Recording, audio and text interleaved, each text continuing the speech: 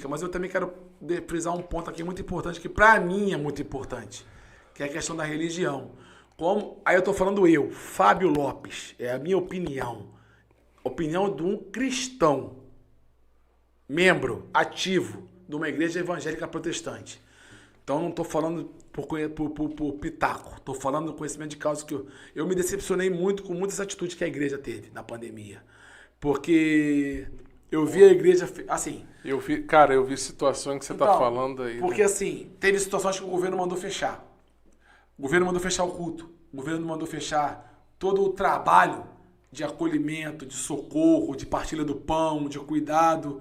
Até de se deixar disponível, de abrir as portas para falar assim, entra aqui dentro, usa esse local aqui para vacinar. Ou usa esse local aqui para pegar os moradores de rua que não estão doentes, para testar e deixar aqui protegido.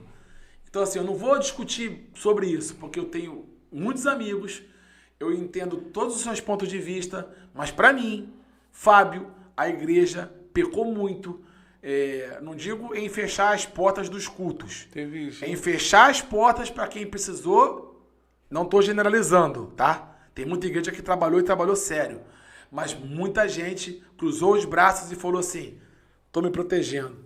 E aí eu lembro rapidinho da gripe espanhola, quando as pessoas ficavam jogadas na rua, pelos becos e vielas, e quem era o único braço que atendia o povo? Era a igreja. Então, quando a igreja fica com medo de pandemia, quando a igreja se esconde com medo... Pô, tá com medo de quê? Aí, rapidinho, eu tô falando da gente que tem fé, não tô falando do mundo. Se, é o tempo do fim, show, eu tô nele. A doença pode me pegar? É óbvio que eu não sou nenhum idiota, vou fazer aquilo que eu posso fazer para me proteger, mas eu tenho que fazer o meu papel. Meu papel era socorrer, era acudir, era partir o pão, era cuidar. E eu fiquei muito decepcionado com igrejas que eu me relaciono e que fecharam as portas completamente para tudo. Não só fechar no culto de domingo para não aglomerar, mas fechar para tudo e não socorrer ninguém. Então esse foi um ponto ruim para mim também da pandemia. Agora, muita gente trabalhou. Então assim, a gente está em todos os aspectos. Política, religião, sociedade civil. A gente vai ter que falar de tudo. Uhum. Mas teve igreja que estava vendendo cura, né? Não, teve gente que vendeu até... Enfim, mas assim, eu tô falando o seguinte. A gente está falando do âmbito geral de tudo. E tinha muitos grupos de cristãos e de espíritas e de outras religiões na rua, levando comida, levando quentinha, levando kit, como sempre teve, e não se esconderam. Se protegeram, mas foram pra rua. Foram lá, vamos lá que tem gente sofrendo.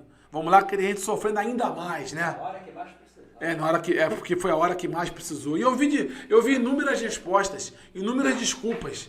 E a maior delas era medo. Eu fiquei pensando assim, do meu grupo, se for pra ser crente e ter medo de morrer...